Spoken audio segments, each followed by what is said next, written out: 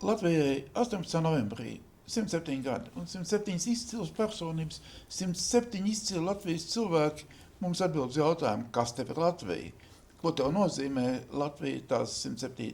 dzimšanas dienā? Mans sarunas biedri, izcili aktris Karina Tatāganova. Karina, ko tev nozīmē Latvija? Es laikam tā patiešām ļoti apdomāju, lai nosauktu, es varētu runāt bezgalīgi, bet tā, lai tas būtu tāds kodolīgs kaut kas, tad tās ir tādas tā, ka 3 lietas.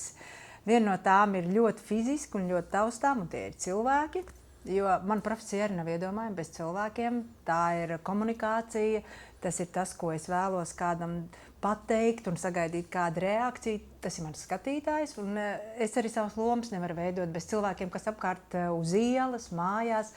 Tā ir tāda nepārtraukta komunikācija, man pilnīgi noteikti Latvija ir cilvēki, jo to, ko es daru, ko es mīlu darīt, varētu darīt arī citā valstī, un tas atkal būtu tāda interesanta pieredze, un tāda man ir bijusi, bet tādā 100% atdevē, protams, es nevarētu, tāpēc Latvija man vienmēr ir cilvēki, un es ļoti mīlu savu skatītāju. Man liekas, ka mums ir brīnišķīgi, gudri, inteliģenti, jūtīgi cilvēki, un to es redzu savās skatuves gaitās. Tas ir viens. Otrs pilnīgi noteikti, un tā ir arī liela un plaša tēma, bet es pateikšu tā īsāk, valoda. Un tas atkal ir saistīts ar manu profesiju, jo man ir tā laime darboties ar valodu tiešā veidā, ar tekstiem un redzēt, kā viņa pilnveidojas, kā viņa arī pārveidojās, redzēt arī kaut ko, kas tiek piesārņots un pēc tam tiek attīrīts, jo tas ir teksts, dramaturgi, autori kā raksta, un es arī savos radio iestudējumos strādāju ar valodu, un man ir liels lepnums par to.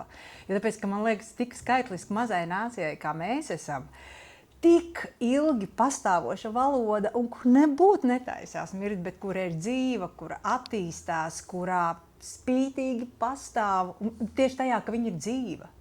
Un es tieši tā nevis tā, bet viņa ļoti dzīva. Un tas, ka tā attīstās, jā, tas, ka viņa attīstās, tas liecina par to, ka ir dzīva un pastāvoša. Un tad trešā lieta, tā ir sajūta, atgriešanās. Man šausmīgi patīk vandīties apkārt pa pasauli un braukt un ceļot, un tajā es rodu ļoti lielu enerģiju.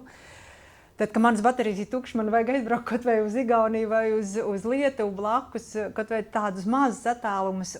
Un tā sajūta, kas man pieliek punktu, atkal saņemt atpakaļ enerģiju un tādu pilnīgi dzīvošanas prieku, tā ir atgriešanās. Man nenormāli patīk atgriezties atpakaļ mājās. Tā atgriešanās sajūta ir vienkārši kaut kas tik fantastisks un jā, uz asaru robežas, jā, citiem varbūt tas skanēs patētiski, bet jā, un tas man liekas liecina, ka ir tāda atgriešanās sajūta, ka tās ir mājas, jo atgriešanās sajūta vienmēr ir patiesi mājās atgriežoties.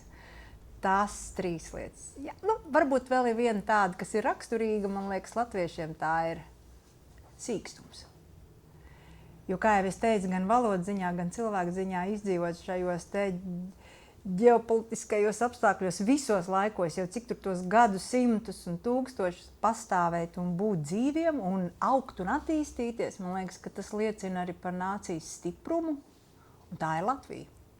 Tā pilnīgi noteikti ir Latvija. Ar visiem cilvēkiem, kas šeit dzīvo, un ne tikai latviešiem. Jā, mēs sastāvam arī no tiem cilvēkiem, kas, protams, ir lojāli Latvijai un kur uzskata sev par Latvijas pilsoņiem, Latvijas iedzīvotājiem. Mēs visi kopā augam, attīstamies, viens otru bagātinam, viens otram palīdzam. Man liekas, ka tāda valsts, kas pastāv tiešām tajā vietā, kur mēs esam, kuri visi grib un kur mēs esam gardais kumosiņš un tomēr pastāvam un kopā attīstamies. Man liekas, ka tajā ir spēks. Šajā sīkstumā, jebkurā laikā izdzīvot un būt un radīt kopā, ka tajā ir spēks. Un tomēr es gribētu no tevis, tu spēlē un tu runā un tu domā arī vairākās valodās. Ne tikai latviešu valodā, un tu esi aktrīze ne tikai latviešiem vien. Es teikšu tā, ka es laikam domāju tomēr vienā valodā, latviešu valodā, jo tā bija arī manas ģimenes valodas, mans tētis Baltkrievs pols. Bet par to, principā, es uzzināju, kad es sāku vēl padomju laikos mācīties skolā krievu valodu, kad man sāka kaunināt, kā es nerunāju krievu valodā. Man taču ir krievu tautības radinieki, bet mūsu ģimenē runāja latviski. Mans tēvs runāja latviski bez akcenta, tā kā es par to pat pilnīgi līdz tam brīdim nebiju aizdomājusies. Bet jā, man ir brālēni Latvijas krievi, un viņiem ir abiem sievas ukrainietis. Un visi runā latviešu valodā. Kādam iet raitāk, kādam, teiksim, ar akcentu. Bet katrā gadījumā, jā, man liekas, ka tā ir tāda arī piederības sajūta valoda. Un man liekas, viņiem šī piederības sajūta ir, un viņi to ļoti, tas viņos ļoti labi parādās. Bet es laikam arī, es neuztveru atšķirības tautībā. Drīzāk tas ir domāšanā un attieksmē. Ja tava attieksme ir nevis noraidoša, kā to varētu pateikt? Ja tu jūties kā Latvijas pilsonis, tu arī izturies kā Latvijas pilsonis, vai tu ar akcentu vai bez akcenta, bet tu mīli šo zemi, tu akceptē šīs zemes tradīcijas, tu jūties viņās kā mājās, tad, man liekas, tautībai ir otršķirīga nozīme. Es drīzāk cienīšu to krievu, vai ukrainu, vai baltkrievu, vai jebkuru citu tautību, kuri turēs godā savas tradīcijas, savas saknes, jo tad viņš turēs godā arī tās tautas saknes, kurā zemē viņš dzīvo. Nevis noliekas, bet turēs godā un attīstīs, būs lojāls vietai, kur viņš dzīvo un šīm tradīcijām, un turēs dzīves arī savas saknes. Jo kā tad tu vari mīlēt kādu citu, ja tu nemīli pats savu atzaru un koku? Man liekas tā. Un vēl vienu jautājumu. Pasaki, kas tev ir Latviešu teātris Latvijā? Latviešu teātris Latvijā tieši? Jā, Latviešu teātris. Latviešu teātris. Jā. Tas arī, man liekas, ir ļoti stipras tradīcijas man.